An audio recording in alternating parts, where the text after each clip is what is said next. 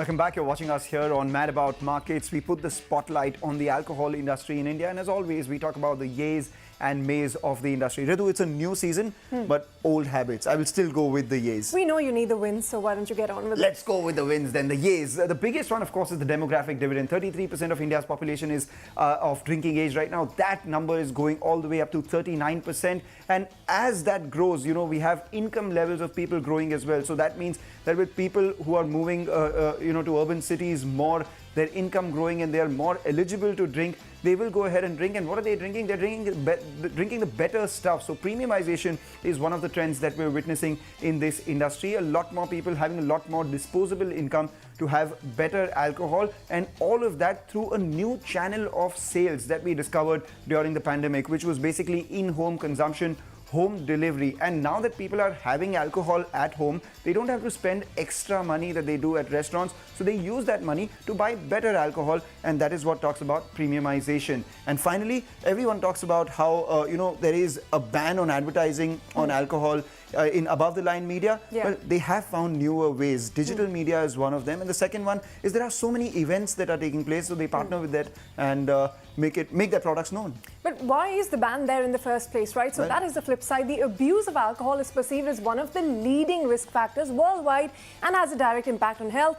Alcohol beverage industry has also been saddled with the extra burden of regulations because of the perceived effect and abuse of alcohol. These policies have everything from control on production, pricing, storage, movement, consumption, you name it. Now, complete or partial prohibition exists in many states in India, from Gujarat, Bihar, all the way to Nagaland and Mizoram. Also, states in India observe dry days on major religious festivals and occasions, unique only to the Indian market. And of course, foreign liquor imported in India is charged under customs duty, and beverages bottled here are subject to excise and other duties as per the rules of each state. So the burden of regulation and high taxes is definitely a may. That is a big may. So let's take that question then to Shekhar Ramamurthy. Well, Shekhar, there are high taxes, there's prohibition in some states. Every state has its own tax policy for alcohol. What are the challenges for the industry? It is not an easy industry to be in. The biggest challenge is regulation. So, like I've said, the regulatory framework is very complex and not very friendly. Why do I say that? Because we have to navigate rules in each and every state. No other business in India has to do that. And that makes it very complicated. And the state has a disproportionate control over our business.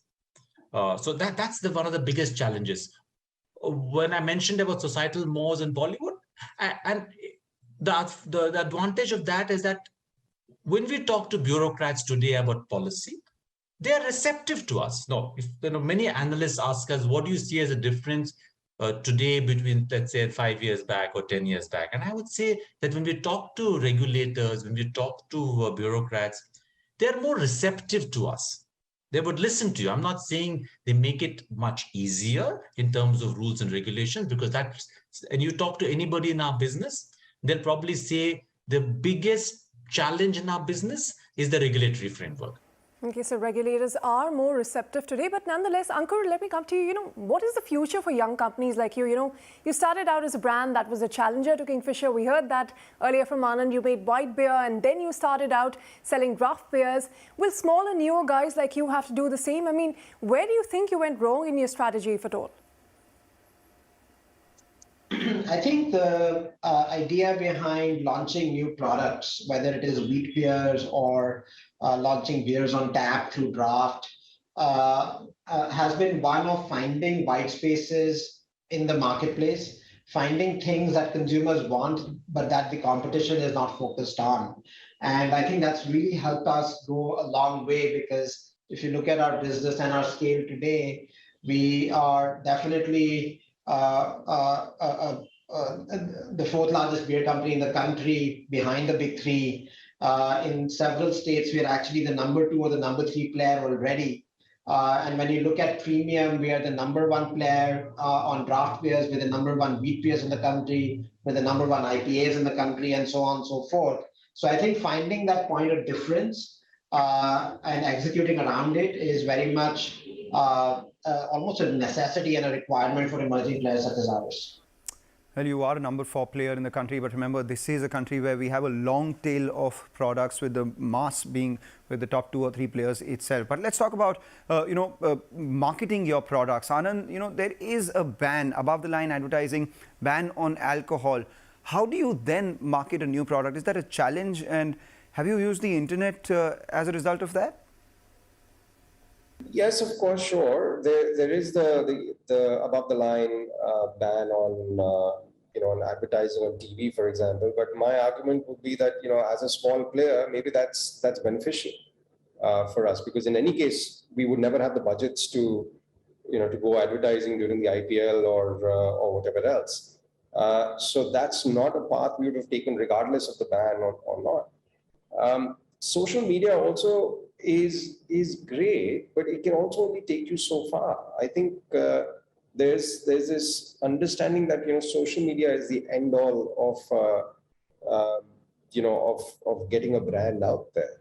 Whereas really in this space, especially if you start looking at the craft or the premium end of things, what really works is on-ground events, is large scale, small scale. Liquid to lips, as we call it, is actually getting people to try your spirit, try your beverage. That's really proof of concept, and then you let word of mouth kind of take over and build momentum. All right, it is time now to ask the bigger question, and that is there enough opportunity in India's alcohol industry despite the regulatory challenges? Let me come to you, Anand. What do you believe? Is there going to be a cap at some point, or do you think there is ample opportunity for growth? So there is ample opportunity right now. I feel that should last, at least as far as we can see, which is maybe 3 to 5 years down the road. That should last, and that should just keep growing from strength to strength. Shekhar, what do you feel? The society doesn't really look down upon alcohol, so there is acceptance. 2, economically, our country is going to grow. We are still a very poor country. 3, and this is something which I wouldn't shy from mentioning. Alcohol revenue is very important to the states. This is one of the most significant revenue earners for each of the states. Like I said, it's part of the state subject. So the fact that there is economic growth, the fact that the society doesn't frown upon alcohol, but is accepting of alcohol, the fact that revenues from alcohol are important to the state, all these, and apart from various other trends that are happening in the country, to me are indicative of the fact that this is a growth business. Of course, I think, and I want to say this, we as the alcohol industry are very mindful of the fact that we have to be responsible. And what do I mean by responsible? We shouldn't promote alcohol to underage. We shouldn't promote binge drinking. We shouldn't promote drink and drive and various other things which are not good for society. So whilst I say that there is growth opportunity, and we will definitely take part in it because of the socioeconomic factors which I mentioned, but in a responsible manner. Okay, we've heard from the gin and the whiskey makers. Ankur, you have the final word. No, I think the Indian market is deep enough and it's big enough, right? This is a category, if you just look at beer is larger in terms of value by compared to all soft drinks put together. So whether it's carbonated soft drinks like Pepsi and Coke, whether it is ready-to-drink juices or other soft beverages, the money that consumers spend on beer in India is higher than the money that they spend on soft beverages. And this is a market that's been growing at 10% CAGR.